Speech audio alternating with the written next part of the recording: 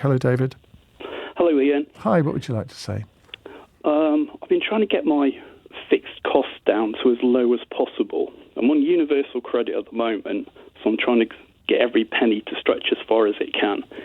Now, council tax, I can't reduce any further. TV licence, you can't. The water is on the minimum amount. The home insurance, I've got to get a bus to and from the job centre to sign on. So that's a cost to take into consideration as well. Broadband and gas and electric, I can't get them down any further than they are at the moment. Now, the total monthly cost for those comes to £335.29. Okay. Universal credit is £334.91. So I'm 38 pence short per month at the moment. And that doesn't include any money for food. And I've got 2 kids who live with me for nearly half the time. So I'm wondering, how can people possibly survive on universal credit? So how are you coping? Well, at the moment, I'm putting it on the credit card. Which inevitably you can only do for a certain amount of time because you'll reach the limit. Exactly that. And what then? Good question. How far are you away from having to really think about that point? I'm already at that point. Obviously, I don't want to go into... No, I'm not. I don't want you to go... No, yeah. Absolutely not. But, I mean, it's... I'm trying...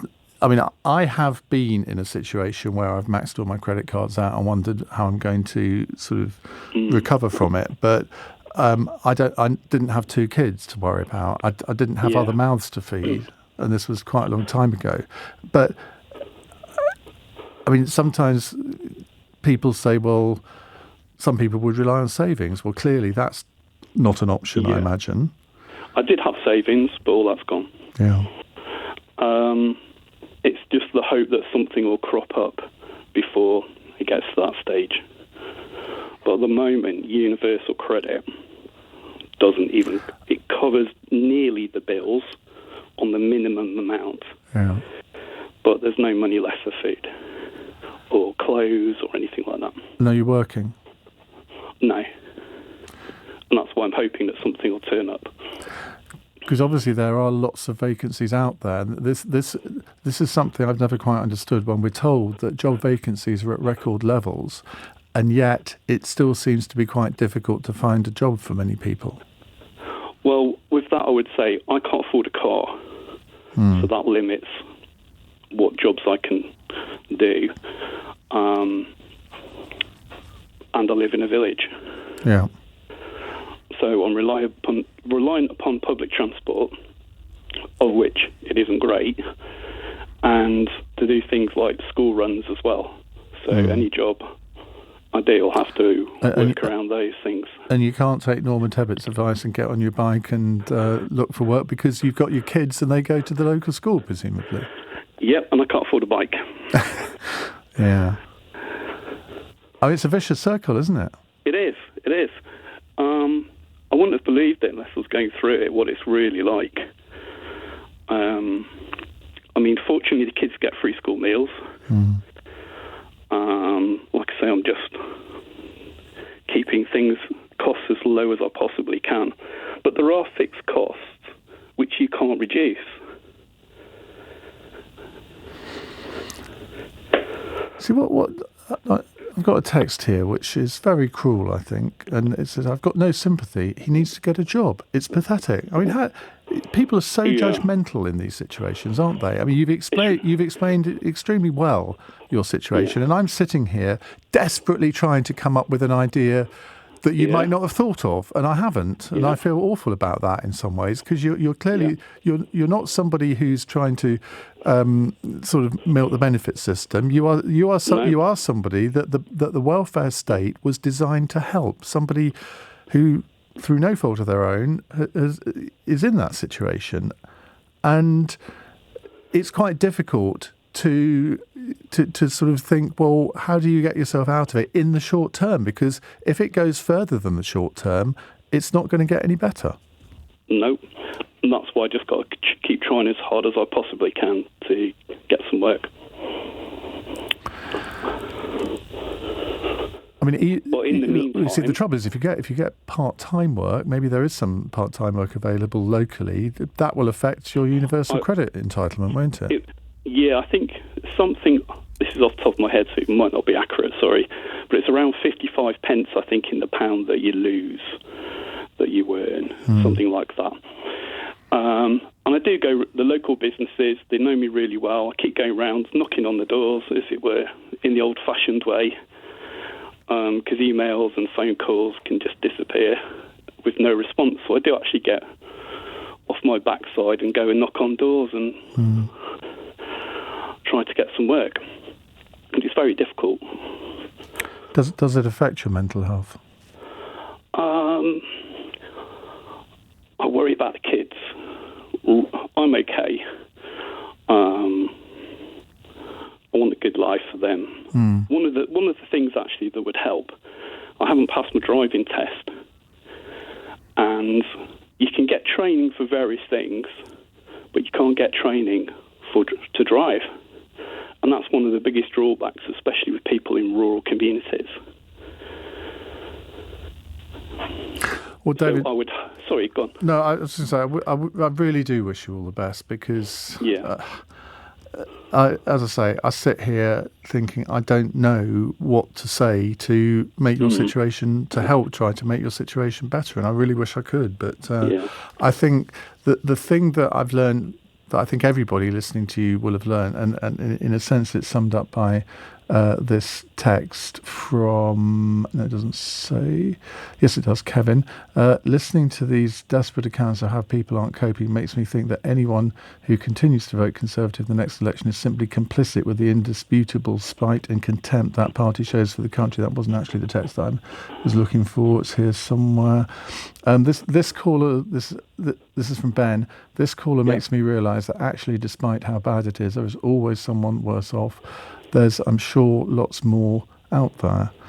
One of the things I would say as well, because I've been through a divorce and the kids are with me just less than half the time. But it means that I don't get any child benefit, whereas ex-wife does. And she earns probably around $50,000 a year. And she gets the child benefit as well, and we share it. Whereas I think if couples separate, that child benefit should be shared equally among the parents. Yeah, I mean, it's always a difficult situation, isn't it? Well, I mean, and again, I'm not going to pry into sort of the circumstances there, but I suppose that there's, and you don't want to be beholden to her, but obviously if she's on a pretty good income, I mean, obviously one would expect her to maybe take a bit more of the burden. He says, treading very carefully. How can I put this? She went off with a millionaire, so there you go.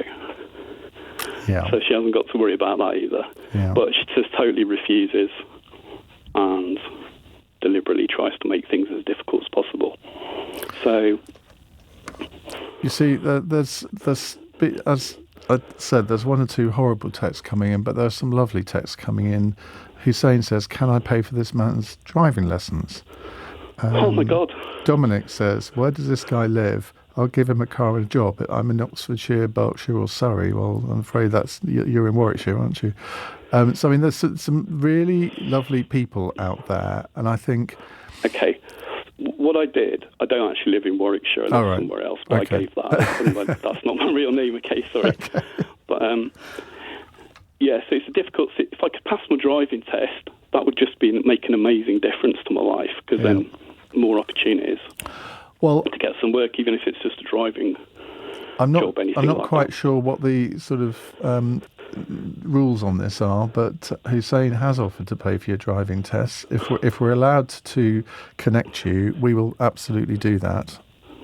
Please, that would be like life-changing. Right. Well, when you pass your test, give us a call back, and I want to hear from you more. I'd be delighted. I promise you, if we are allowed to do that, which I think we can. Then we will David? please. That would be amazing. It has been a pleasure to talk to you, but I kind of wish I hadn't had to talk to you, because I wish you hadn't been in that situation, if you see what I mean. Yeah, but there must be so many other people in a similar situation. And that's what I've called not about myself, but little is said in the government policies, particularly at the moment in the leadership contest in the Conservative Party. They're talking about raising the tax threshold. Well, that isn't much use if you don't earn enough to pay tax. No. So that doesn't really help the people with the least amount of money. You see what I mean? No, absolutely. It's just those people at the bottom on universal credit seem to be totally forgotten about by the government, particularly in the leadership debates. Well, it just hasn't figured, really, has it? No. There's no policy to deal with it. David, thank you very much indeed. Thank you. Thank you. Keep your calls coming, 0345 6060 973. I mean, he was so eloquent, wasn't he? Somebody in the most desperate of situations, not quite knowing where to go, and clearly seeing sort of when the credit card bills come in and the credit limit is reached, what do you do then? Are you feeling the pinch in that way as well? 0345 6060 973. It's 6:33.